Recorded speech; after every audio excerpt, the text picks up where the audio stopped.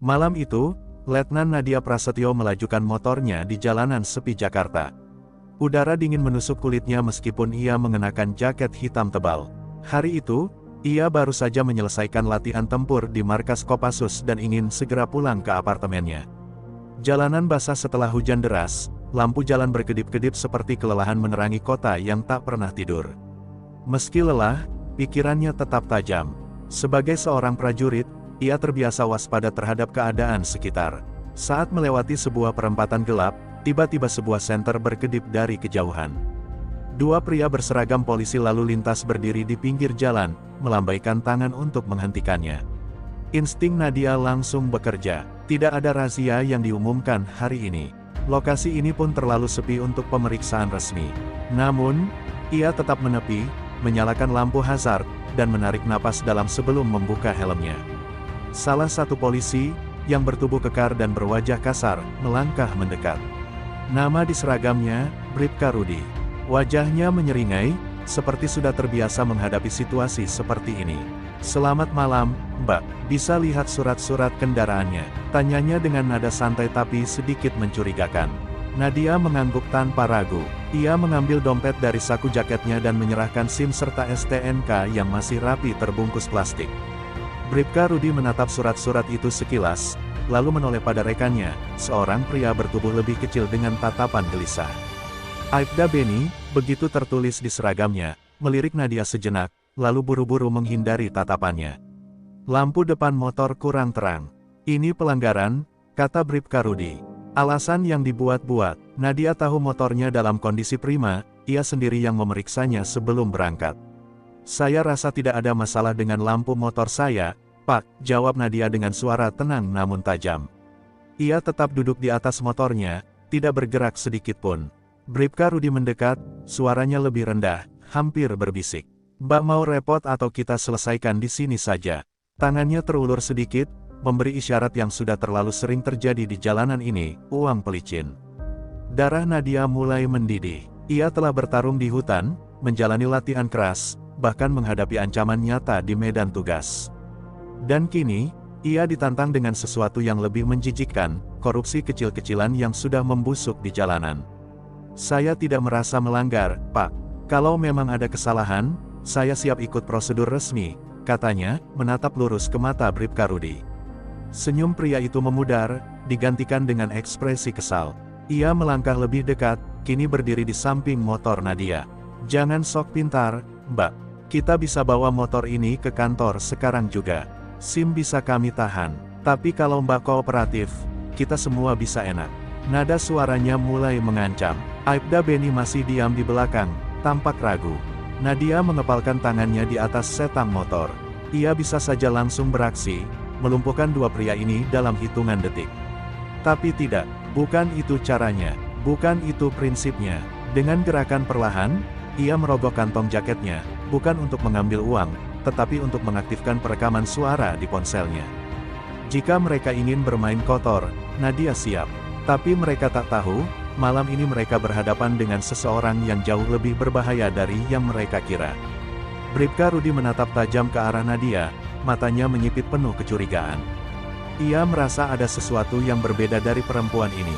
Biasanya, pengendara yang mereka tilang akan langsung menyerah, merogoh dompet, dan membayar uang damai, agar bisa segera pergi.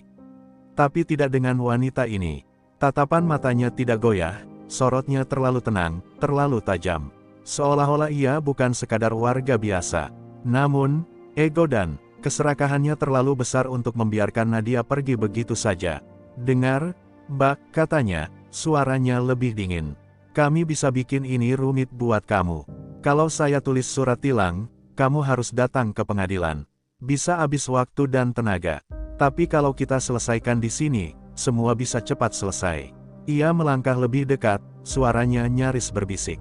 200.000 saja, itu harga murah buat ketenangan. Nadia tetap diam. Dalam hatinya, ia menghitung detik, mengamati setiap gerakan pria di depannya. Bribka Rudi berdiri dengan posisi terbuka, kakinya sedikit melebar, tapi lengah. Di belakangnya, Aibda Beni tampak gelisah, menunduk, seperti tidak nyaman dengan situasi ini. Tangan Nadia yang masih di setang motor perlahan menggeser ponselnya di dalam jaket, memastikan rekaman tetap berjalan. Maaf, Pak, saya tetap tidak merasa bersalah. Kalau memang ada pelanggaran, silakan tilang saya sesuai prosedur, kata Nadia akhirnya, suaranya tetap tenang. Namun, justru ketenangan itu yang membuat Bribka Rudi semakin tersulut emosi. Rahangnya mengeras, wajahnya berubah merah. Ia tidak suka dipermainkan, apalagi oleh seorang wanita yang tidak takut padanya. Jangan sok suci, iya. Bentaknya tiba-tiba, membuat suasana di jalanan sepi itu terasa semakin mencekam. Ia mengangkat tangan, seolah hendak merampas kunci motor Nadia, tapi sebelum tangannya sempat menyentuh, Nadia bergerak lebih cepat. Dengan satu gerakan halus namun presisi, ia memiringkan badannya sedikit, cukup untuk menghindari sentuhan kasar itu. Bribka Rudi terkejut, tidak menyangka Nadia akan bereaksi begitu cepat. Matanya membelalak, seolah baru menyadari bahwa ada sesuatu yang salah, bahwa perempuan ini bukan sekadar pengendara biasa. Sementara itu, Aibda Beni mulai berkeringat, tangannya gemetar saat mencoba menarik rekannya. Sudahlah, Rat, mungkin dia benar-benar nggak salah, bisiknya dengan suara gemetar. Tapi Bribka Rudi tidak peduli. Ia merasa harga dirinya diinjak. Tidak ada yang pernah menantangnya seperti ini, apalagi seorang wanita. Dengan suara rendah dan penuh ancaman, ia mendekat lagi, kali ini dengan tatapan lebih gelap. Kalau kamu nggak mau bayar, saya pastikan malam ini kamu nggak akan sampai rumah dengan selamat, katanya pelan, nyaris seperti racun yang disemburkan. Namun, Nadia tidak gentar. Perlahan, ia mengulurkan tangannya ke dalam jaket, bukan untuk mengambil dompet, melainkan untuk mengeluarkan kartu identitas militernya. Dengan gerakan tenang, ia mengangkat kartu itu di bawah cahaya redup lampu jalan, memperlihatkan tulisan yang tercetak jelas TNI AD, Kopassus. Bribka Rudi dan Aibda Beni membeku. Malam yang awalnya mereka pikir akan berakhir dengan uang tambahan, kini berubah menjadi sesuatu yang jauh lebih berbahaya. Malam yang dingin seketika berubah mencekam. Bribka Rudi menatap kartu identitas militer di tangan Nadia dengan wajah tegang. Mata pria itu membelalak, dadanya naik turun cepat. Sementara Aibda Beni semakin pucat, ia melangkah mundur dengan raut panik. Kopassus, kata itu bergema di benak mereka, menamparkan ego dan kesombongan yang sejak tadi mereka pamerkan. Nadia tetap duduk tegap di atas motornya, matanya tajam menusuk. Tidak ada kebanggaan dalam sorotnya, hanya ketenangan seorang prajurit yang terbiasa menghadapi situasi genting. Saya tidak melanggar aturan, dan saya tidak akan membayar sepeser pun untuk sesuatu yang tidak saya lakukan, katanya dengan suara tenang tapi berwibawa. Bribka Rudi mengepalkan tangan, rahangnya mengeras. Ia merasa harga dirinya direndahkan, terlebih di depan rekannya. Untuk sesaat, ia terdiam, mencoba memikirkan langkah selanjutnya. Tapi egonya terlalu besar untuk mundur begitu saja. Kopassus ya, terus kenapa? Suaranya terdengar kasar, tapi ada nada gentar yang tidak bisa ia sembunyikan. Aibda Beni semakin cemas. Rat, udah, kita pergi aja, bisiknya gemetar. Ia tahu ini sudah kelewatan. Mereka bukan hanya berurusan dengan seorang perempuan biasa, tapi dengan seorang prajurit terlatih, seorang pembunuh senyap yang bisa melumpuhkan lawan dalam hitungan detik. Tapi Bribka Rudi tidak bisa menerima kenyataan itu. Harga dirinya sudah terlanjur diinjak. Dengan gerakan kasar, ia merogoh kantongnya dan mengeluarkan sebuah borgol.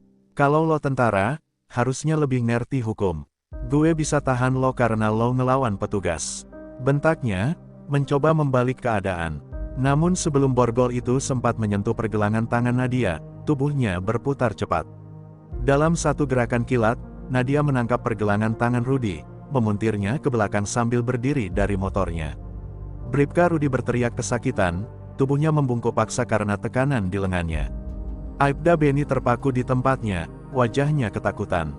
Jangan pernah coba-coba menyentuh saya, bisik Nadia di telinga Bribka Rudi, suaranya sedingin es. Saya bisa bikin kamu lumpuh dalam 2 detik, tapi saya bukan orang bodoh. Saya lebih suka melihat kamu mendapat hukuman yang pantas. Ia melepaskan cengkeramannya, membuat Rudi tersungkur ke tanah sambil meringis kesakitan. Dengan tangan yang masih bergetar, Nadia mengeluarkan ponselnya dan menekan nomor cepat.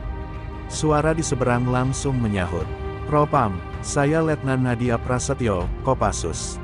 Saya ingin melaporkan 2 oknum polisi yang melakukan pemerasan dan pengancaman. Bribka Rudi menatapnya dengan wajah pucat. Malam yang awalnya ia kira akan berakhir dengan uang tambahan, kini berubah menjadi awal dari kehancurannya sendiri. Bribka Rudi terduduk di aspal dengan tangan masih memegangi pergelangannya yang nyeri. Wajahnya yang semula penuh arogansi kini berubah menjadi ketakutan. Ia menatap Nadia dengan tatapan penuh kebencian, tetapi ia tahu tidak ada lagi yang bisa dilakukannya. Sementara itu, Aibda Beni berdiri membeku di tempatnya, keringat dingin mengalir di pelipisnya.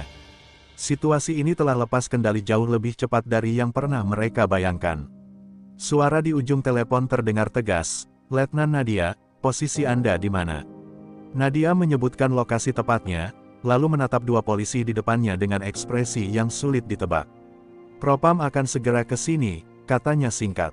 Kata-kata itu terdengar seperti vonis bagi Bribka Rudi dan Aibda Beni. Bribka Rudi mengumpulkan sisa keberaniannya. "Dengar, kita bisa menyelesaikan ini baik-baik," katanya dengan suara bergetar, mencoba menyelamatkan dirinya sendiri. "Nggak perlu libatkan Propam, Mbak. Maksud saya, Letnan, mungkin ada kesalahpahaman di sini." Tapi nada suaranya terlalu jelas menunjukkan kepanikan, bukan ketulusan. Nadia menatapnya tajam. "Kesalahpahaman." Ia mengulangi kata itu dengan nada merendahkan.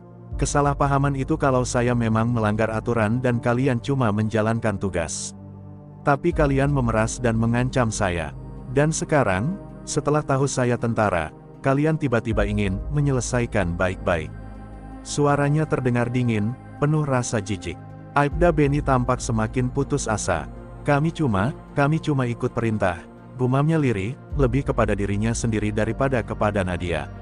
Matanya melirik ke arah Bribka Rudi, seolah ingin mengatakan sesuatu tetapi takut mengungkapkan kebenaran di depan rekannya yang lebih senior. Ada sesuatu yang disembunyikan. Nadia menangkap kegelisahan itu.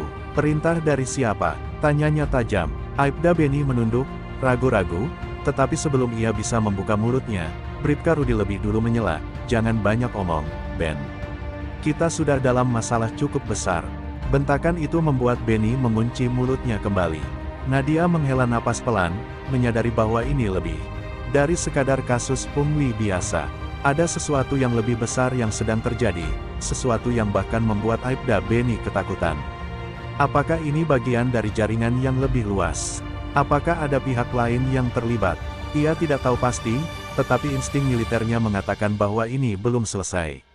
Dari kejauhan, suara sirene mendekat, memecah kesunyian malam. Mobil Propam akhirnya tiba. Dua polisi berseragam turun dengan wajah serius, tatapan mereka langsung tertuju pada Nadia dan dua orang yang kini tak ubahnya seperti tikus terpojok. Bribka Rudi dan Aibda Beni hanya bisa saling berpandangan dengan wajah penuh ketakutan. Mereka tahu bahwa malam ini, segalanya telah berubah. Mobil Propam berhenti dengan cepat di tepi jalan, lampunya masih menyala terang, menerangi wajah pucat Bribka Rudi dan Aibda Beni. Dua orang perwira Propam turun dengan langkah tegas, tatapan mereka langsung tertuju pada Nadia dan kedua polisi bermasalah itu. Seorang di antaranya, Kompol Arman, melangkah lebih dekat dengan wajah serius. "Siapa di antara kalian yang menghubungi?" tanyanya, suaranya dalam dan penuh wibawa. "Saya, Pak," jawab Nadia, masih dengan sikap tegak. Ia menyodorkan kartu identitasnya. "Letnan Nadia Prasetyo, Kopassus. Saya baru saja menjadi korban pemerasan dan ancaman dari dua anggota kepolisian ini." Kompol Arman melirik ke arah Bribka Rudi dan Aibda Beni yang kini hanya bisa tertunduk. "Benar itu?" tanyanya dingin. Tidak ada jawaban. Bribka Rudi hanya mengepalkan tangan, wajahnya merah menahan amarah dan malu. Aibda Beni tampak lebih tertekan, seperti seseorang yang tahu bahwa hidupnya akan berubah selamanya setelah malam ini. Melihat tidak ada reaksi dari kedua polisi itu, Nadia mengeluarkan ponselnya dan membuka rekaman suara yang telah ia nyalakan sejak awal kejadian. Ia menekan tombol putar, dan seketika suara Bribka Rudi terdengar jelas di udara malam. "Mbak mau repot atau kita selesaikan di sini saja? 200.000 saja, itu harga murah buat ketenangan. Kalau kamu nggak mau bayar, saya pastikan malam ini kamu nggak akan sampai rumah dengan selamat." Suara rekaman itu bergema di antara mereka, membuat wajah Bribka Rudi semakin memucat. Aibda Beni memejamkan matanya, seolah berharap ini semua hanya mimpi buruk. Sementara itu, ekspresi Kompol Arman berubah menjadi lebih tajam. Ia menatap kedua polisi tersebut dengan pandangan yang sulit diterjemahkan, lalu berbalik ke arah seorang anggota propam lainnya. Bawa mereka, perintahnya singkat. Seperti narapidana yang baru saja divonis, Bribka Rudi mencoba melawan, tetapi Aibda Beni tidak bergerak sama sekali, seolah sudah pasrah dengan nasibnya. Kami hanya, ini cuma, Bribka Rudi tergagap, tetapi dua polisi propam langsung memborgol tangannya dan mendorongnya masuk ke dalam mobil. Aibda Beni mengikuti tanpa perlawanan, wajahnya kosong seperti seseorang yang telah kehilangan segalanya. Nadia memperhatikan semua itu dengan ekspresi datar. Bukan kepuasan yang ia rasakan, tetapi rasa tanggung jawab yang lebih besar. Ia tahu ini belum selesai. Sejak melihat kegelisahan Aibda Beni, ia yakin bahwa ada sesuatu yang lebih besar di balik kejadian ini. Dua polisi ini mungkin hanya bagian kecil dari jaringan yang jauh lebih luas. Saat Kompol Arman hendak masuk ke mobilnya, ia menoleh ke arah Nadia. Terima kasih atas laporan Anda, Letnan. Tapi jika Anda ingin tahu lebih banyak, saya sarankan Anda tetap waspada. Ini bisa jadi lebih besar dari yang Anda kira. Kata-katanya menggantung di udara, meninggalkan pertanyaan besar di benak Nadia. Saat mobil propam melaju pergi, meninggalkan jalanan yang kembali sepi, Nadia menatap langit malam yang mendung. Ia baru saja menyentuh permukaan sesuatu yang lebih dalam, lebih gelap, dan lebih berbahaya. Malam itu, setelah mobil propam pergi membawa Bribka Rudi dan Aibda Beni, Nadia tidak langsung pulang. Insting militernya masih gelisah. Ada sesuatu yang tidak beres. Kata-kata Kompol Arman terus terngiang di kepalanya, ini bisa jadi lebih besar dari yang Anda kira. Ia berdiri di pinggir jalan, mengamati sekeliling dengan tajam. Jalanan memang sudah sepi, tetapi Nadia merasakan ada seseorang yang mengawasinya. Mungkin hanya perasaannya, atau mungkin memang ada sesuatu yang lebih besar di balik kasus pemerasan tadi. Sejenak ia berpikir untuk langsung pulang, tetapi dorongan di hatinya berkata lain. Ia merogoh ponselnya dan menghubungi seorang rekannya di Kopassus, Kapten Bayu, seorang intel yang dikenal cerdas dan licin dalam menyusup ke jaringan kriminal. Bayu, gue butuh informasi. Katanya begitu telepon tersambung. Kasus apa? Suara Bayu terdengar santai, tapi Nadia tahu rekannya itu selalu serius dalam pekerjaannya.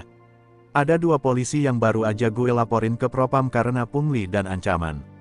Salah satu dari mereka, Aibda Beni, kelihatan ketakutan, seperti menyembunyikan sesuatu yang lebih besar. Nadia menjelaskan cepat. Gue rasa ini bukan sekadar kasus oknum biasa. Bisa lo selidiki. Hening sejenak di telepon sebelum Bayu akhirnya menjawab, kali ini dengan nada lebih serius. Gue akan lihat apa yang bisa gue dapat. Tapi hati-hati, Nat, kalau ini jaringan besar, mereka nggak akan tinggal diam. Setelah menutup telepon, Nadia menyalakan motornya dan bersiap pergi. Namun, di sudut jalan yang gelap, ia menangkap bayangan seseorang yang menghilang dengan cepat. Nadia langsung waspada, tatapannya tajam menembus kegelapan. Ia tidak sendirian malam ini. Seseorang sedang mengawasinya, dan itu berarti bahaya baru saja dimulai. Nadia merasakan bulu kuduknya meremang. Ada seseorang di sana, mengawasinya. Meskipun bayangan itu telah menghilang ke dalam gelap, nalurinya tidak bisa dibohongi. Ini bukan kebetulan. Kejadian malam ini telah menarik perhatian pihak yang lebih besar. Ia menghela napas, berusaha tetap tenang. Dengan gerakan terlatih, ia mengubah mode ponselnya ke rekaman otomatis dan menyelipkannya ke dalam saku jaket. Ia juga mengatur kaca spion motornya untuk bisa memantau siapapun yang mungkin mengikutinya. Sebagai prajurit Kopassus, ia telah melalui berbagai latihan untuk menghadapi situasi seperti ini. Saat mesin motornya menyala, matanya sekilas menangkap cahaya merah dari sepasang lampu mobil yang menyala di kejauhan. Mobil itu berada di persimpangan, tampaknya sengaja berhenti seakan menunggu pergerakannya.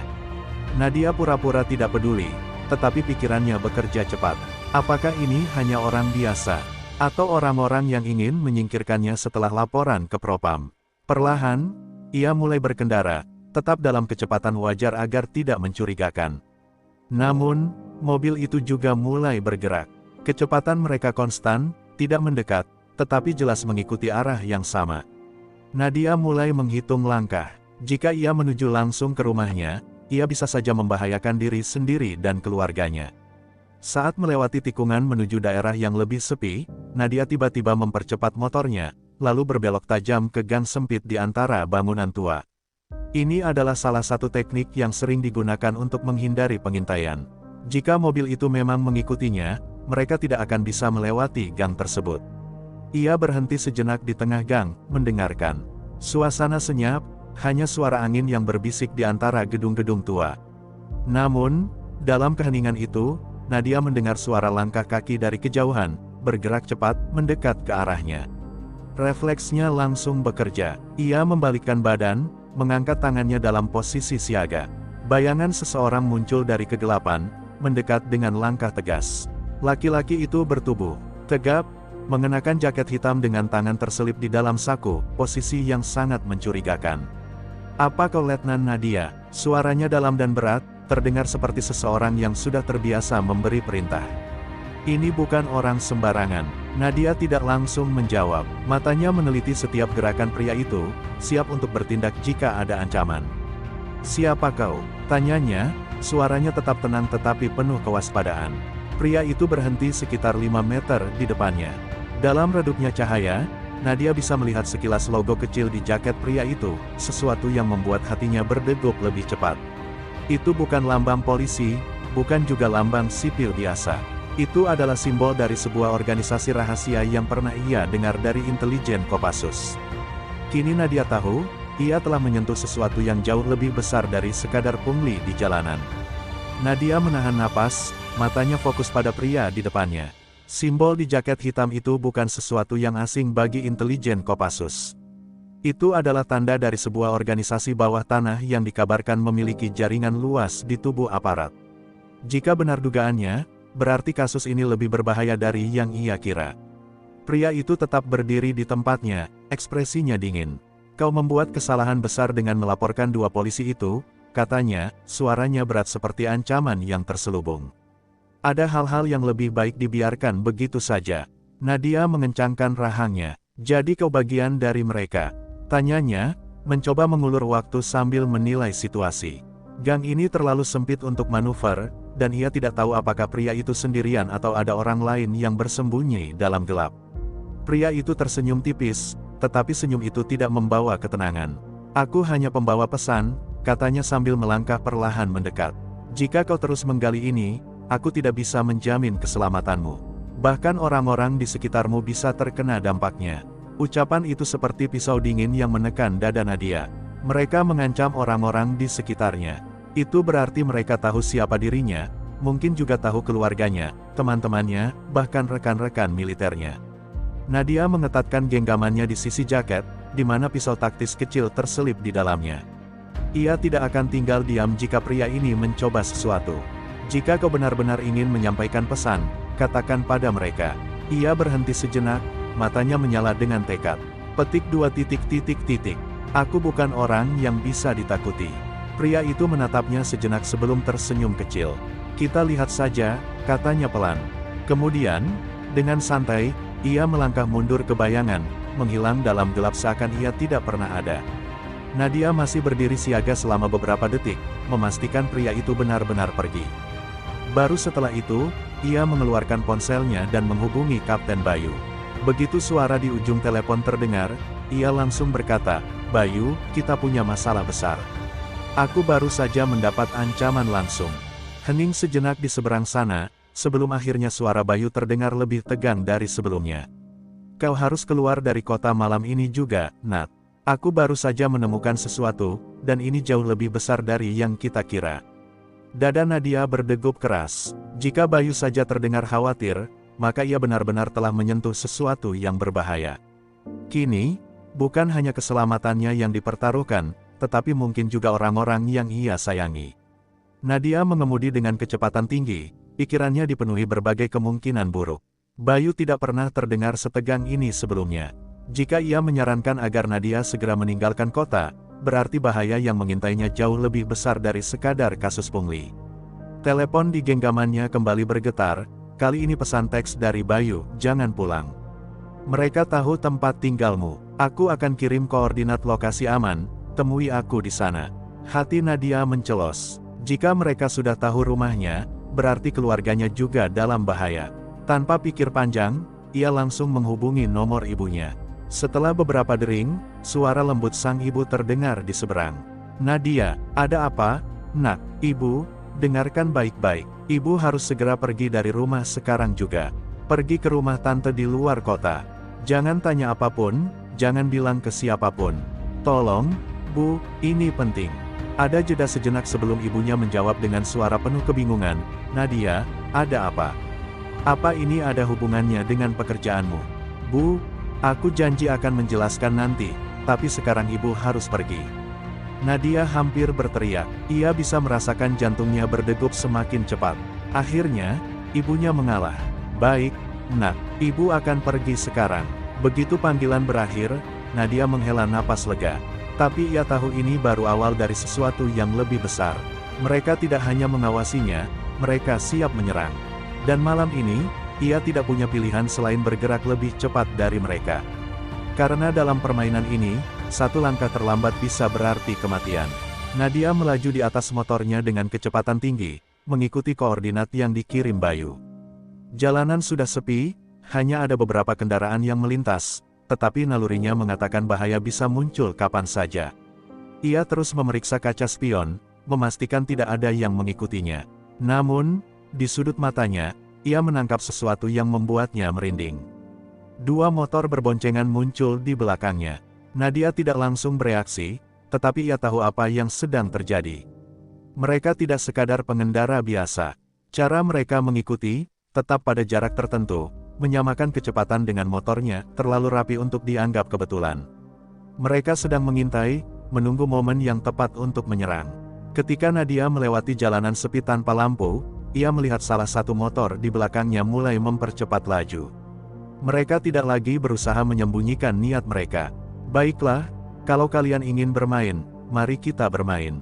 Dengan cekatan, Nadia memutar gas lebih dalam, mendorong motornya ke kecepatan maksimal. Ia berbelok tajam ke sebuah jalan sempit, mencoba menghindari pengejaran. Tapi para pemburunya ternyata lebih terlatih dari dugaan. Mereka mengikuti tanpa ragu, menyesuaikan manuver dengan mudah. Lalu, tiba-tiba, letusan senjata terdengar. Sebuah peluru melesat, menghantam kaca spion motornya, membuat serpihannya berterbangan. Mereka benar-benar ingin membunuhnya. Nadia menggertakkan gigi. Ini bukan lagi ancaman, ini eksekusi. Tanpa ragu, ia merogoh jaketnya dan mengeluarkan pisau taktis kecil.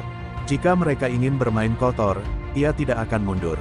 Saat salah satu motor mendekat dari samping, Nadia menunggu momen yang tepat, lalu dalam sekejap, ia mengayunkan pisaunya, menebas ban depan motor musuh. Ban pecah seketika, menyebabkan motor itu kehilangan keseimbangan. Pengendaranya terlempar ke aspal, berguling keras dengan suara benturan yang mengerikan. Namun, Nadia tidak sempat merayakan keberhasilannya. Motor kedua masih mengejar, dan kali ini, mereka lebih agresif. Jalanan di depannya semakin sempit, tetapi Nadia melihat sebuah peluang, gang kecil di sisi kanan yang cukup untuk motornya, tetapi tidak untuk mereka. Dengan keberanian penuh, Nadia berbelok tajam ke gang itu, melesat masuk tanpa memperlambat kecepatan. Di belakangnya, motor musuh terlambat bereaksi. Pengendara mencoba berbelok, tetapi kecepatannya terlalu tinggi. Mereka menabrak tembok keras, menghantamnya dengan suara mengerikan. Nadia tidak menoleh ke belakang. Ia terus melaju ke titik pertemuan yang telah disepakati dengan Bayu. Malam ini, ia berhasil selamat. Tapi ia tahu, ini baru awal dari peperangan yang lebih besar.